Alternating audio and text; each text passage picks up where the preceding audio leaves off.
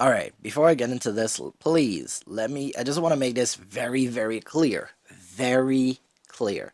I have not read the Witcher books. I have not played The Witcher 1. I have not played The Witcher 2. This video, my opinions, my thoughts, are being compared to The Witcher 3, The Wild Hunt. Alright, just keep that in mind. If I say something wrong, if I say something that, oh no, that's not from the books, I know. It's because I don't know what happens in the books. Alright, so just put down your pitchforks, put down your torches, just keep it in mind. This is all being compared to The Witcher 3. Alright? Just please, just go easy on me in the comments. Secondly, I apologize. Originally, I had recorded like an hour and a half of gameplay, some in Novigrad, some in Velen, and then some in Skelliger, which is what you're going to be seeing right now, Skelliger's gameplay, and with the mission in particular with Yennefer. And I decided to use this because Yennefer is actually a big part of the show. Um, yeah, my laptop just decided to say no, we're not going to save the Velen or the Novigrad gameplay because no, we're not going to do nice things for you. So I'm sorry if the gameplay it's just running on of it's just a mission happening in the background.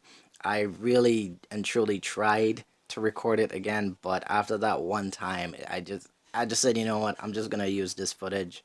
It is what it is. You could call it lazy. Really and truly, it's just I want to get this video out there before it becomes more outdated. Before like season 5 of The Witcher comes out, because I've kind of been putting it off for a while as well. So now, just I apologize for the kind of stagnant, just one thing happening in the background. Not going to be that many changes or transitions. Now, with that being said, the Netflix series, The Witcher. Now, let me just say, I enjoyed the show. I thought it was a really cool show. I thought it was really nice. If I would give it a rating, I would say it's probably like a 8 out of 10. Because there were some really awkward things, there were some bad things, of course, but there was enough good to overshadow the bad. One of the very few things that I will say is kinda annoying to me when it comes to the show is how, how do I describe this? The whole timeline jumping thing. It kind of throws me off every now and again because it kind of makes me pause and I have to think for a good solid second, okay, what's going on, what's going on, what's going on. Now, I will admit, the show does something very creative, very nice that I applaud them for. They use specific moments or certain things, certain pieces of dialogue, certain characters. Folstas, sorry if I mispronounce his name, but Folstas, who is one of the kings you see in the show, and who is a very prominent character in the Witcher books and the Witcher games, he is in Geralt's flashback a grown man, and in Yennefer's flashback he's a little child. That was a very creative way to just show that, okay, first of all, different timelines, but also to give you an idea of the gap of time that these two things are happening. And Ciri's story is very present, very current. So I applaud them for that. That's a very seamless way that goes along with the rest of the show instead of just slapping a timestamp on. I thought that was really well done. The problem that I had with this is that every now and again it would happen, like these moments or these pieces of dialogue would happen of the um in the middle of the episode. It's not done very early on. For example, the back to the Fulstus example, we start the episode, well, he shows up pretty early in the episode in Geralt's side of the story as an adult, and Yennefer's side of the story doesn't begin to show him until like midway through it. So it's like you gotta wait some time, but when you get it, and then you have a good idea of where you are in the timeline. I think it's really good, it's really cool, it's really clever, and I applaud them. But at the same time, it still just makes things a little bit confusing. Now, another thing that I kind of wish they did a little bit more was they showed Geralt's arsenal. And I say this because in the show we see him use spells and we see him use potions. Potions mostly. We see him use potions the most, I think, out of bombs, spells, potions, and oils. We see him use potions the most. which I like. I do love the fact that we had these things that he was using. But in the games, each of these things play a very important role, which contributes to you like being able to overcome something that you're not supposed to be able to beat at that point in time, or just help you in a very sticky situation. Um, we don't see him using bombs, and we don't see him using oils. Now, we see bombs being used in the show. So at least they're showing like, hey, bombs are a thing. People use bombs in combat and that type of stuff, and that was really cool. But Geralt's use of oils to fight creatures is a very big deal in the games. Well, to me at least.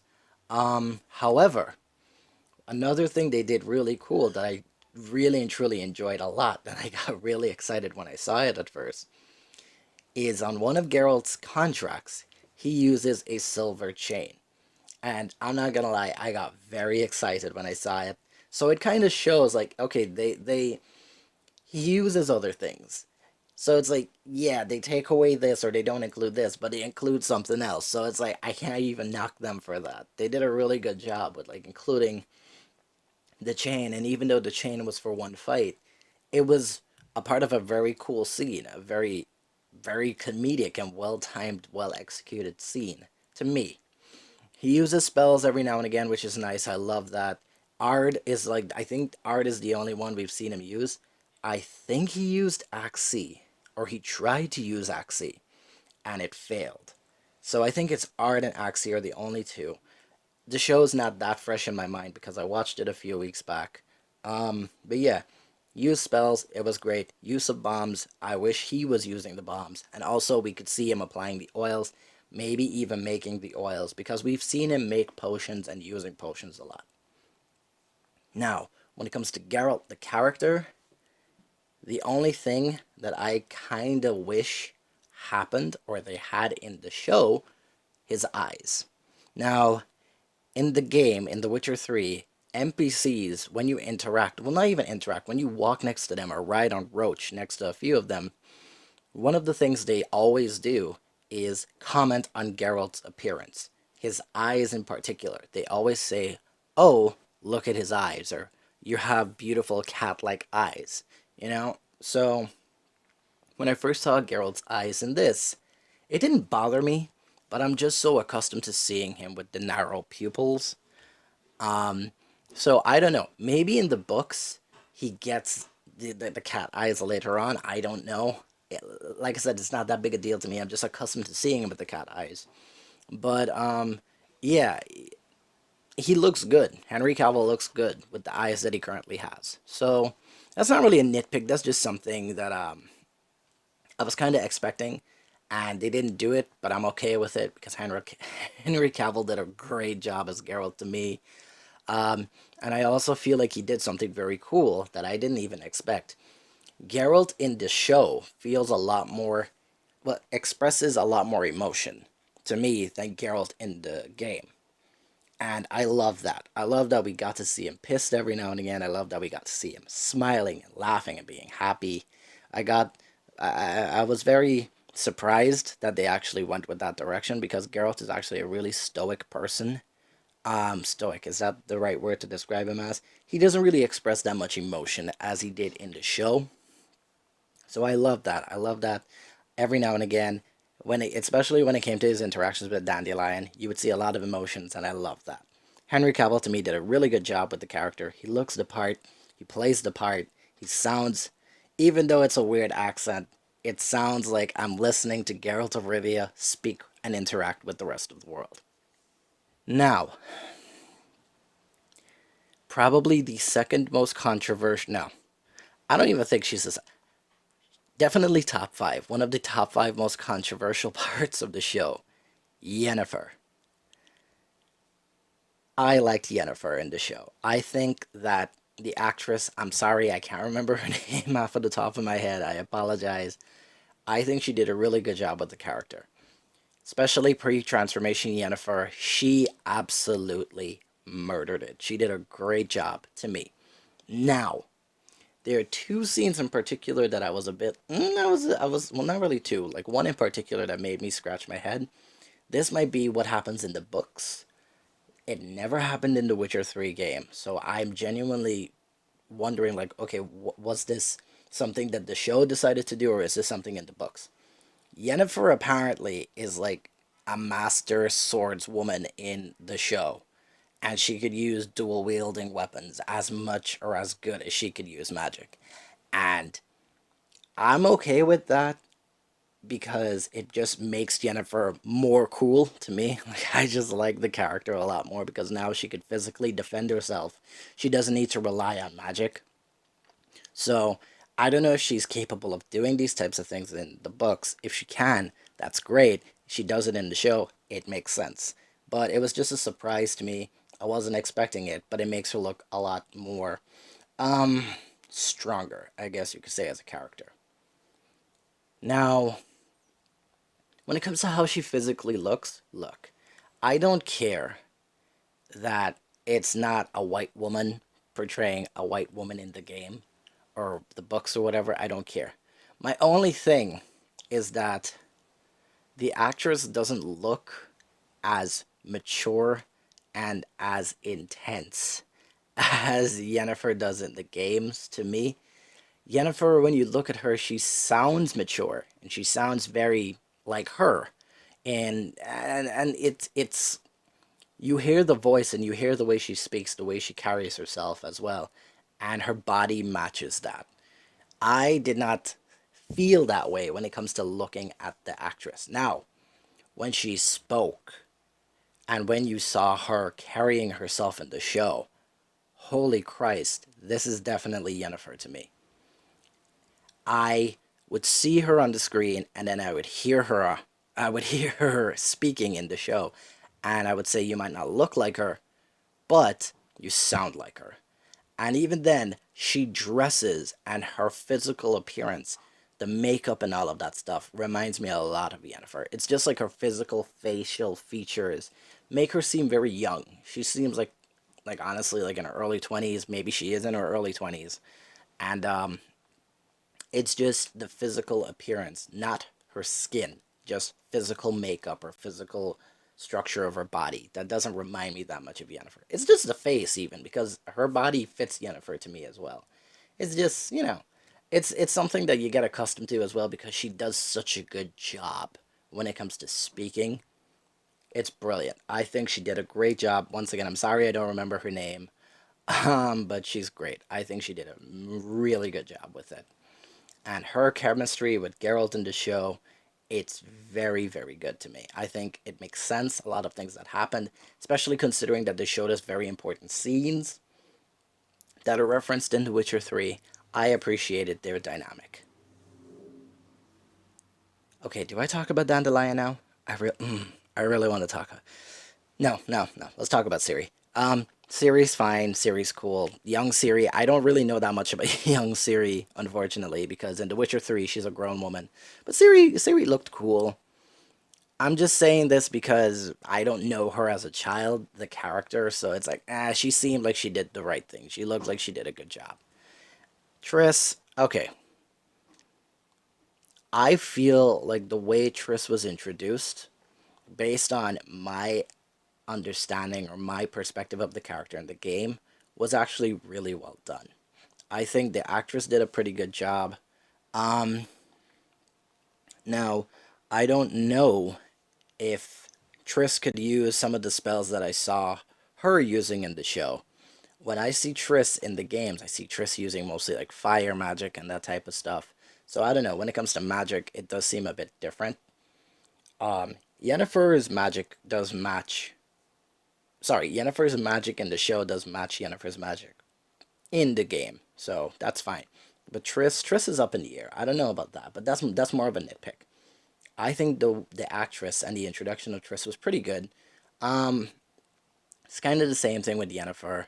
But when I see Triss in the game, Triss actually looks younger than Yennefer to me. She seems like a very young woman, easily in like her early 20s, just full of energy and that type of stuff.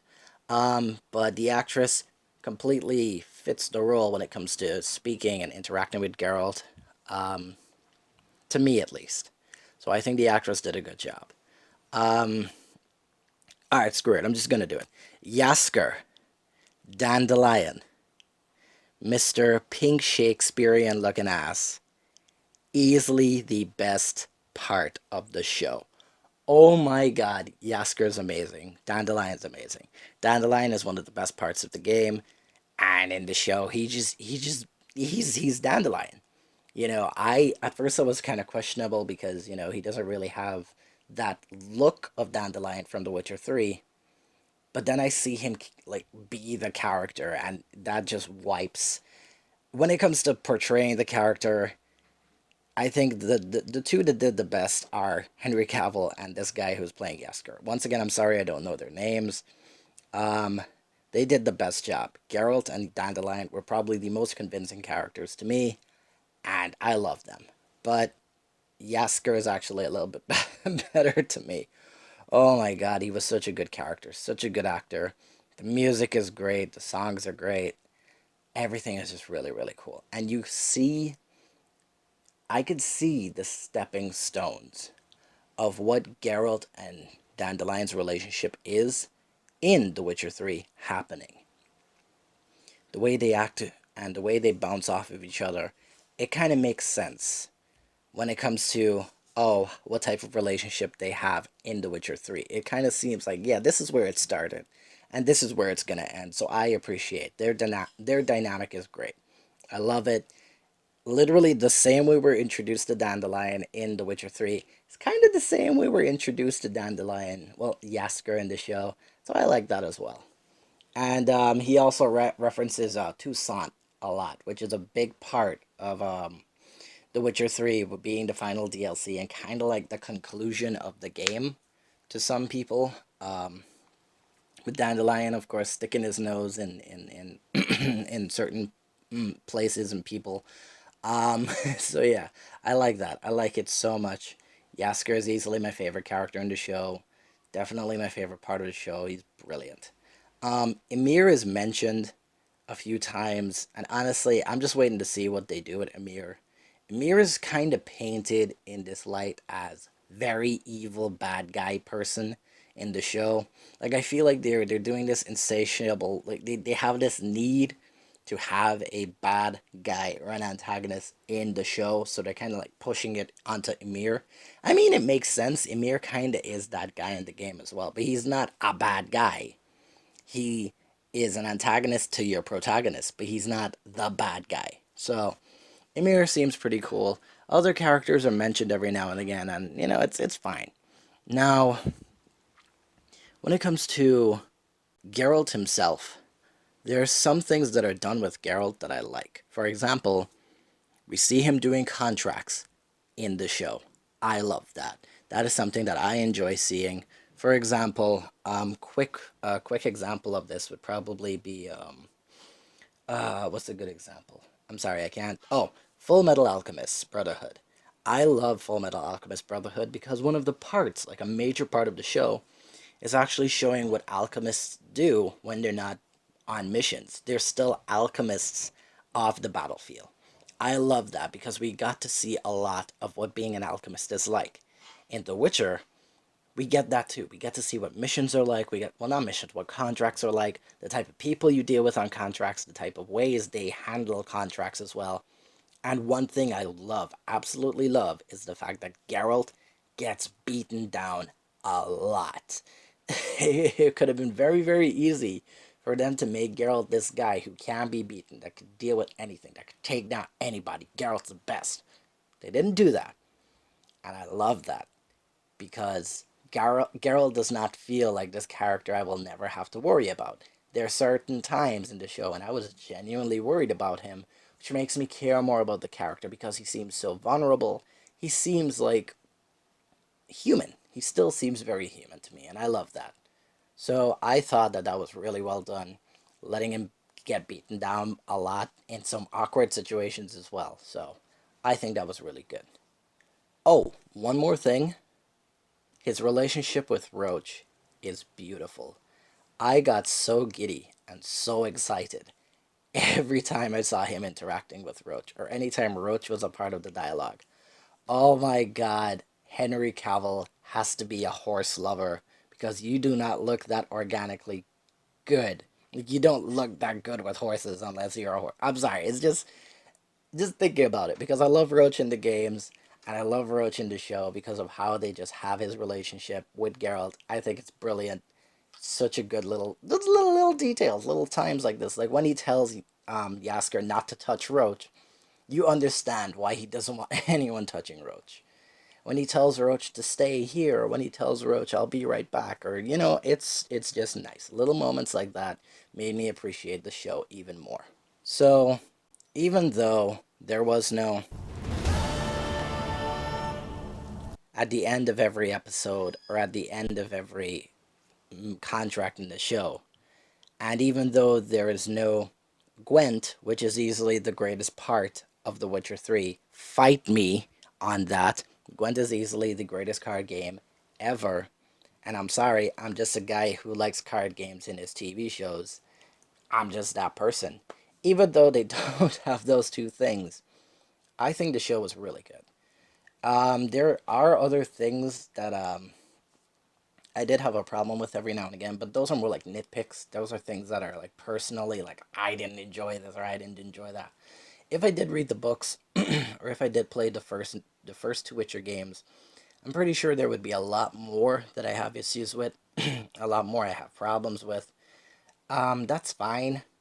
I mean, it's not that big a deal. It's still a good show. Like if you sit there and you nitpick the hell out of the show, of course you're not gonna like it. But to me, it was great to watch, enjoyable as hell. Since everyone's in quarantine, if you haven't watched it already, please do. Please check it out. It's beautiful.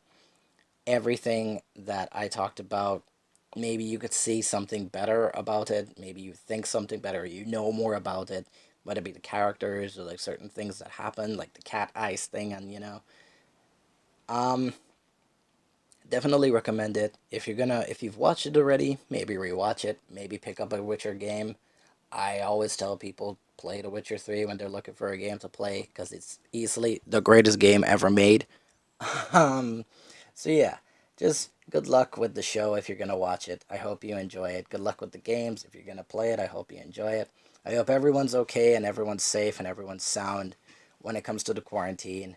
Let's hope this all just blows over in time. And yeah, I will catch you all in the next video. It's been a while. I'm sorry. I'm trying my best. And I'm glad I got the chance to do this video. So yeah, hope you all enjoyed, and I will catch you all in the next one.